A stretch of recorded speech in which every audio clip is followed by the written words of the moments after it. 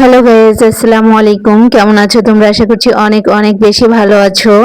তোমাদের দোয়ায় আমি অনেক বেশি ভালো আছি।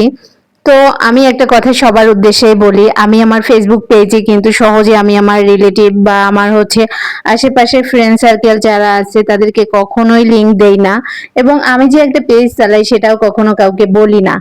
তো তারপরেও হুট করে কিছু কিছু মানুষের সামনে আমার ভিডিও চলে যায়। ওরা ফেসবুকে ভিডিও দেখবে, বাট কমেন্ট করবে একদম সরাসরি। তাই আমার ইচ্ছেই করে না আমি আমার আত্মীয় স্বজন কাউকে ফেসবুকে অ্যাড করি, পেজে অ্যাড করি। বিশেষ করে যেহেতু ভিডিও করি, তারপর ভিডিও মেক করলে অনেক সময় সত্য মিথ্যা মিক্স করে বলতে হয়, বা কিছু গল্প বানানোর জন্য নিজের পার্সোনাল লাইফের গল্প অনেক কিছু বলতে হয়। তখন বলে কি, ওর ওর পার্সোনাল লাইফে তো এটা হইতেছে ওটা হইতেছে, ও এই সমস্যায় আছে, ও ওই সমস্যায় আছে। আসলে মানুষ এরকম কেন আমি জানি না, কেন মানুষের মাথায় আসলে এটা ঢোকে না, যেটা একটা ফেসবুক প্ল্যাটফর্ম। যদি আমার আমার লাইফে কোনো ঘটনা ঘটে, বা আমি যদি সত্যি সত্যি কোনো অশান্তিতে থাকি, সত্যি যদি আমার মধ্যে কোনো ঝামেলা চলে, অবশ্যই সেটা আমার ফ্যামিলির লোকজন জানবে, বা আমি কাউকে বিচার দিব। আমি যদি সরাসরি কাউকে বিচার না দিই, তাহলে মানুষ কেন ফেসবুকের কথাগুলো ধরে রেখে সরাসরি কমেন্ট করে এবং আমার বাবাকে বলে, আমার মাকে বলে। এমনকি কিছুদিন আগে একজন বেশ শিক্ষিত একটা মানুষ আমার মায়ের সামনে বলতেছে, মানে আমার হাজবেন্ডের সাথে আমার বোনাবনি হইতেছে না। হায় রে মানুষ, এরা শিক্ষিত যে কেন হয়েছে আল্লাহই জানে। শিক্ষিত হয়েছে ঠিকই, বাট মাথায় এদের কিছুই নাই। শুধু কি বলবো, গোবর ভরা মাথার ভিতরে। গোবর না থাকলে এই কথাগুলো কখনোই বলতে চায় না, মানে বলতে পারে না একটা মানুষ। যাই হোক, তোমাদের সাথে অনেকক্ষণ বকবক করলাম। দেখো সকালের নাস্তা শেষ করে আমি দুপুরের রান্নায় চলে আসছি।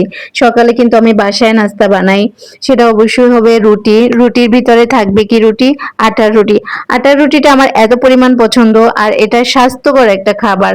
আর ময়দা দিয়ে রুটি করলে হয় কি, ময়দার রুটিটা তোমার একদম শক্ত হয়ে যায় কিছুক্ষণ পরে। আটা দিয়ে রুটি বানাইলে 3 দিন পরেও যদি রুটি খাই, রুটিটা একদম সফট থাকবে, এত মজা হবে, এত মজা হবে, বিশ্বাস করবে না। কোনো শক্ত থাকবে না, টেনে ছিঁড়তে হবে না। আমি বিশেষ করে শক্ত রুটি তো খেতেই পারি না, আর যদি পরোটা ভালো করে ভাজা না হয়, সেই পরোটা আমি খাবো না। তো আমার বাসার সামনে একটা হোটেল ছিল, ওখান থেকে আমি সব সময় চা পরোটা নিয়ে আসতাম সকালের জন্য। তো ওরা ইদানিং দেখতেছি চা পরোটা অত ভালো করে সুন্দর করে পরোটাটা ভাজে না, এটার জন্য আমি আনা বন্ধ করে দিয়েছি। এখন বাসায় নাস্তা বানাই নেই। তো সকালবেলা নাস্তা শেষ করে আমি দুপুরের রান্না শুরু করে দিলাম। দুপুরের রান্না শেষ করতে না করতে আমার ডিউটি টাইম চলে আসছে। আমার ডিউটি টাইম আসলে তো আমার মা, মানে আমার মেয়েটা প্রত্যেকবার ডিউটির সময় বলবে, আম্মু আসো তোমাকে আদর করে দেই। তো ও আমাকে আদর না করতে পারলে ও একদমই আমাকে যেতে দিবে না।